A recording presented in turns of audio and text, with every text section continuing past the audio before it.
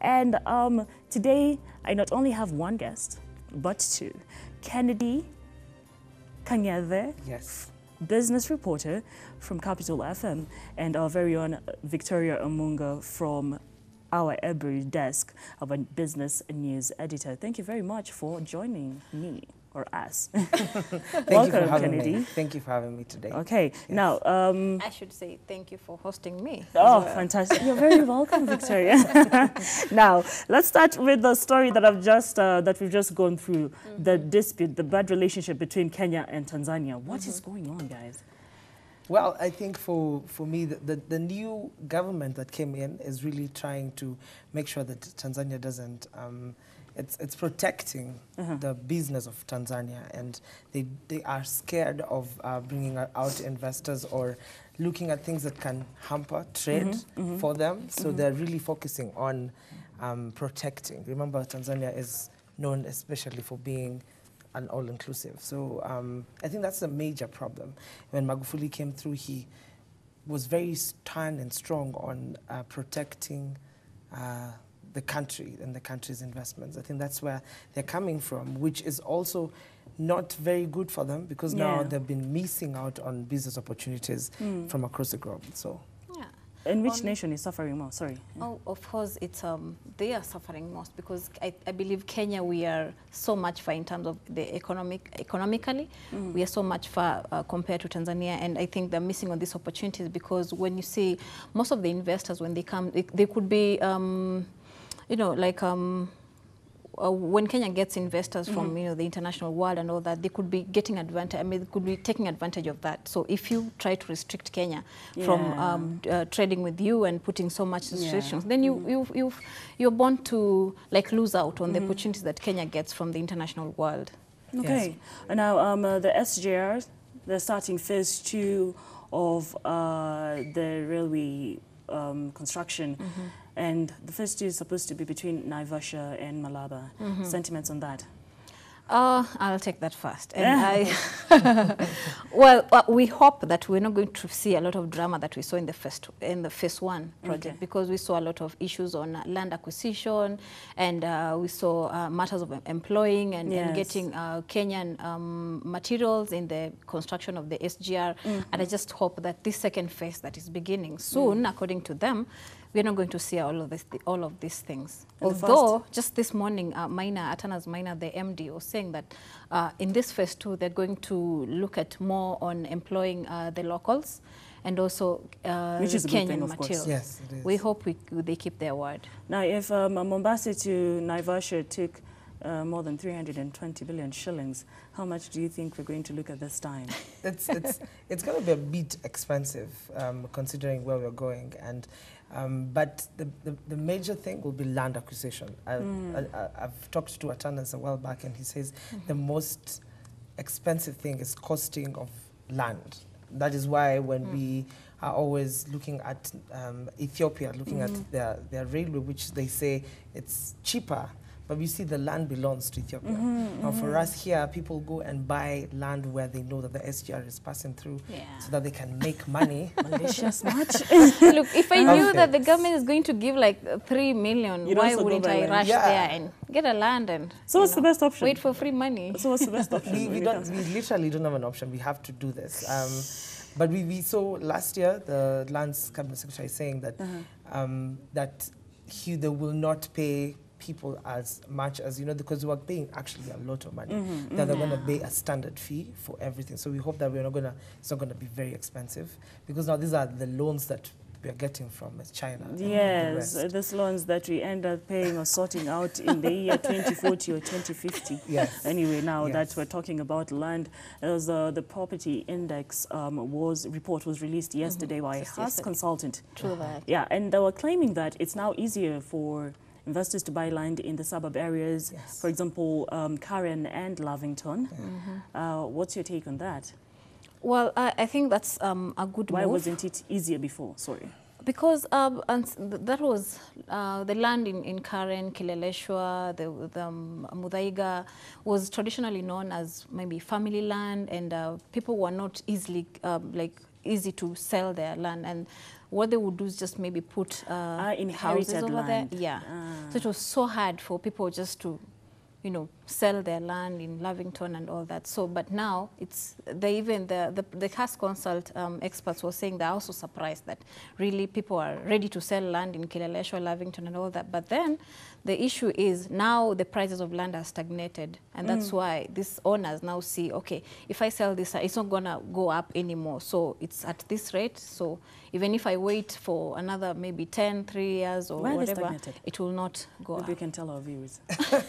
I think the stagnation is because the land has been appreciating in the last, from 2007 to 2017, big margins, huge margins. It has reached a point where it can't grow any further.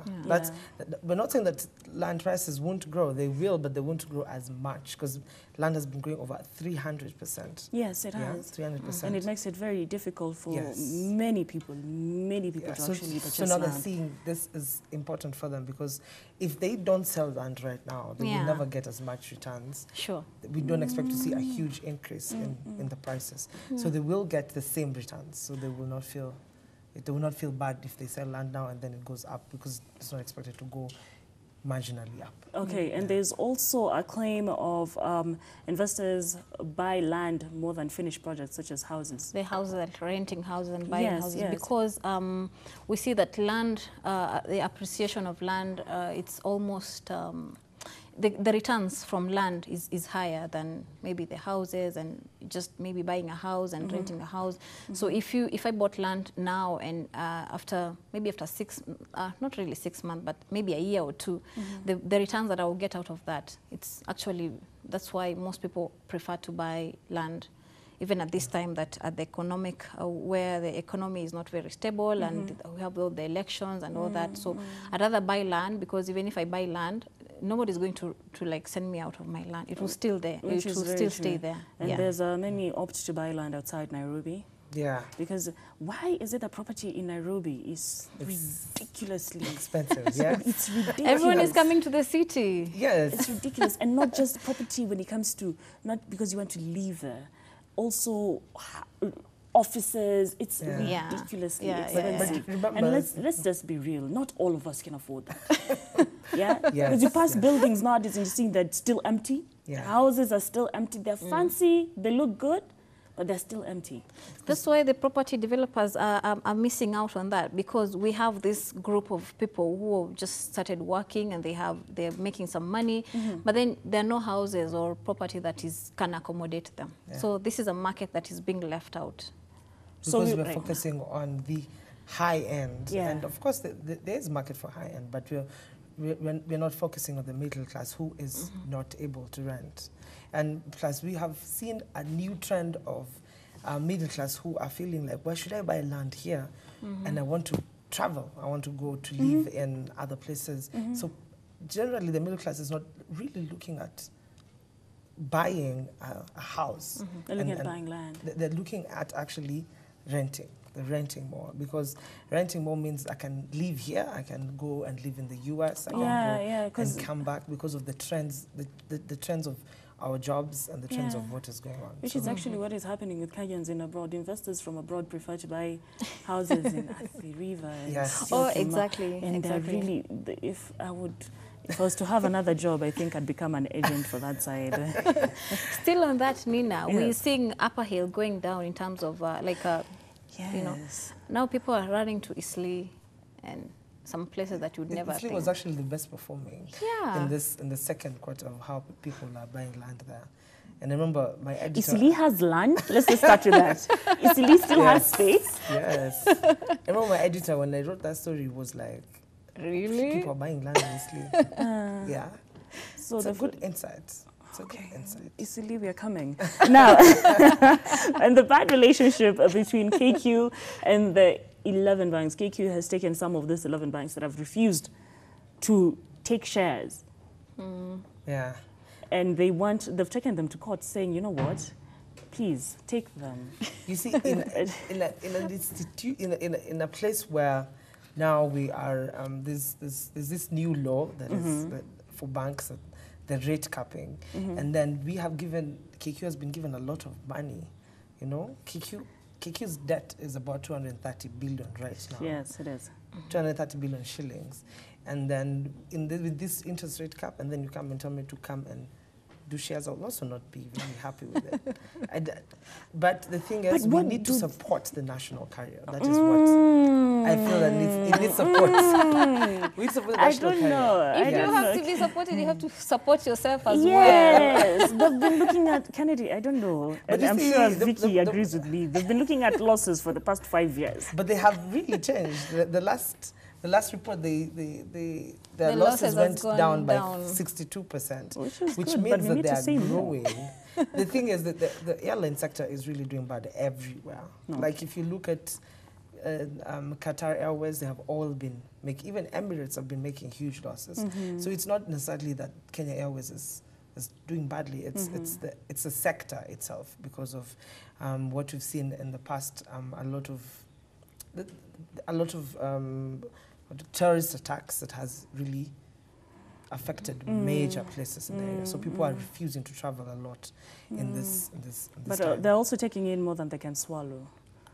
In my opinion, I don't know. For them to, although the law like permits them to go to court, and of course there's that act that allows them that if probably the bank do not accept to convert the loans into the shares, they can go to court and compel the banks to do that. But still, if probably other banks see you doing that, or other lenders see you doing that, do you think they're going to be willing to ever give you money?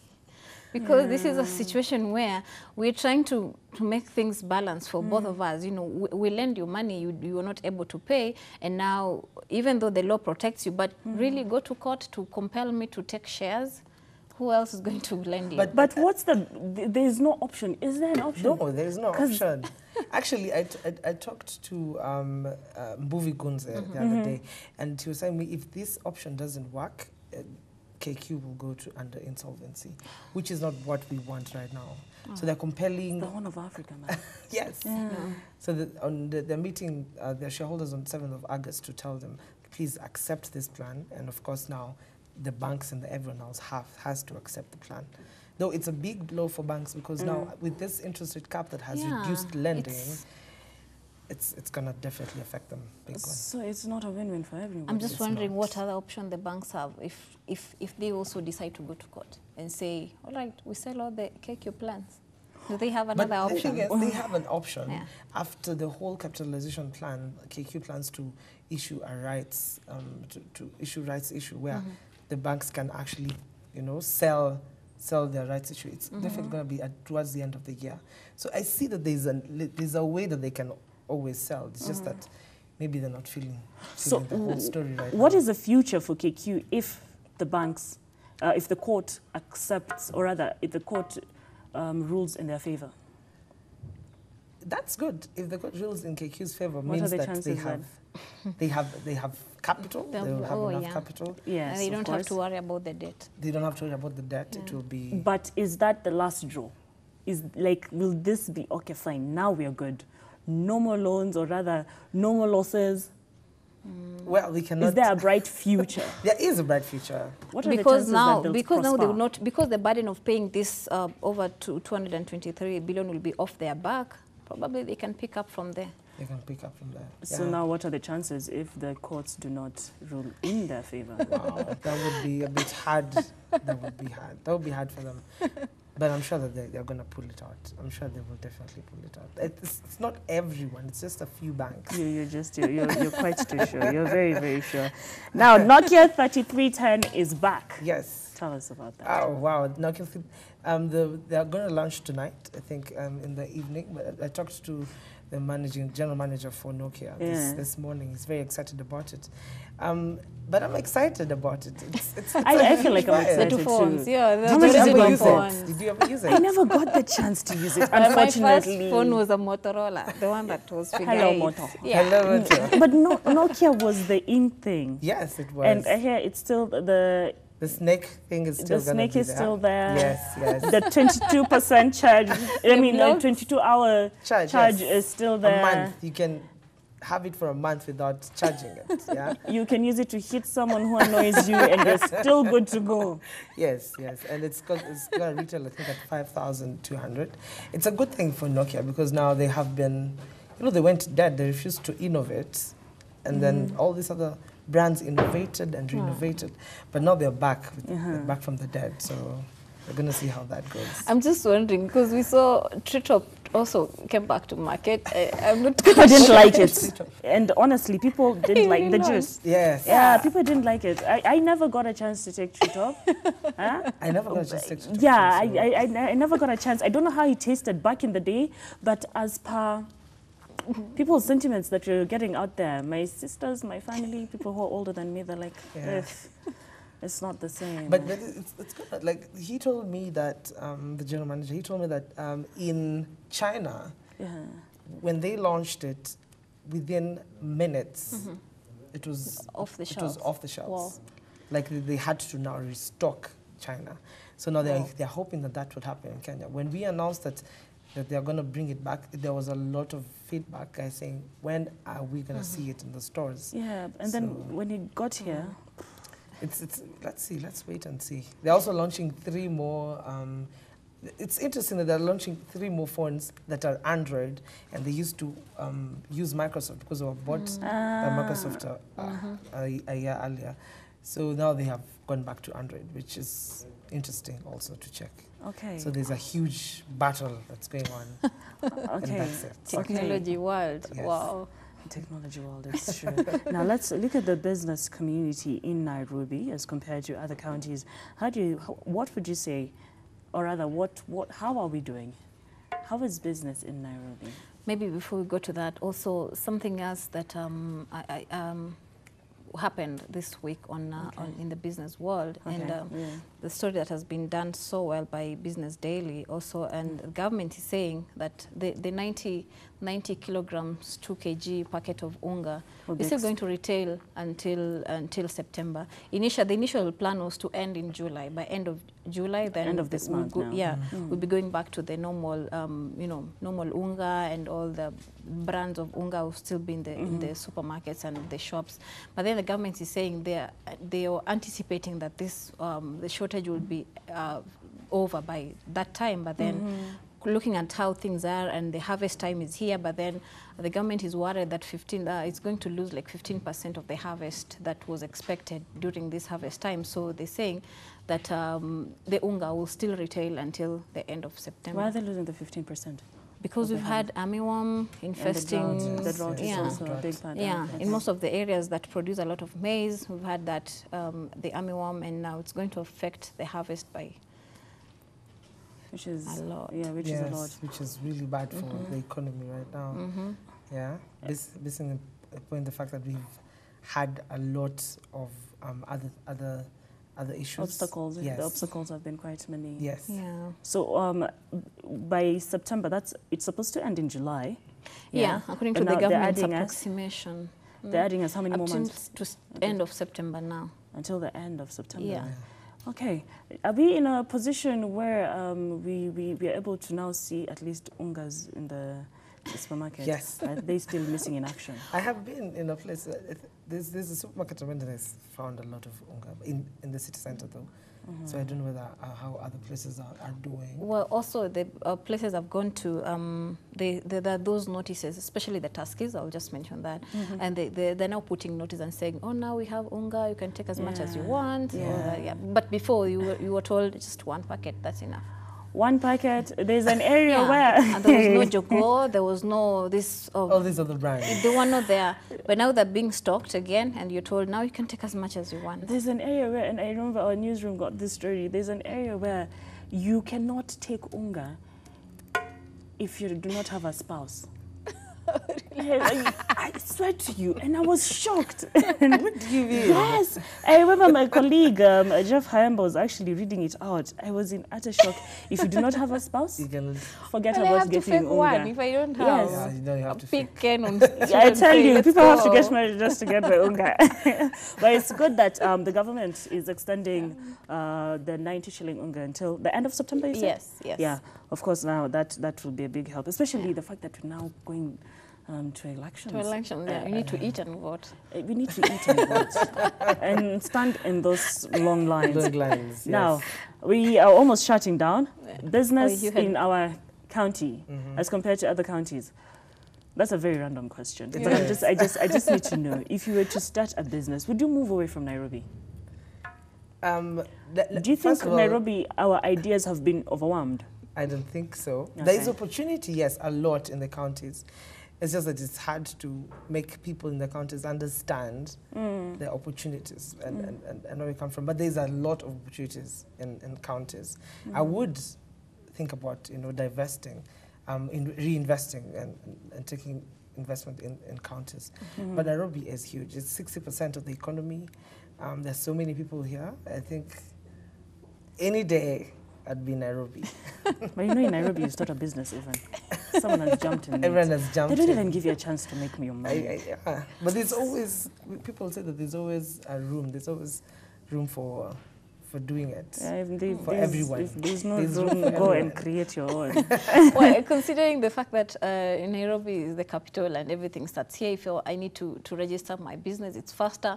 Of course, I understand there's that Huduma Center thing and all that, but I would want to get first-hand services. So everything is in Nairobi, so it's just me to rush to this office, and I get everything done. And then now, you can even farm in Nairobi, with this agribusiness thing. You can get your plot and have these people grow, is it tomatoes, the onions, the what, and then you're good to go. You're a farmer sitting in the office. I don't know, the director is telling us to shut up, but I feel like that's a conversation that we need to debate on. Yes, I don't really agree with business in Nairobi. I think we need to go. Maybe we need to make that as a topic. Yes, a topic and a debate. Yes. Yes, I'm ready.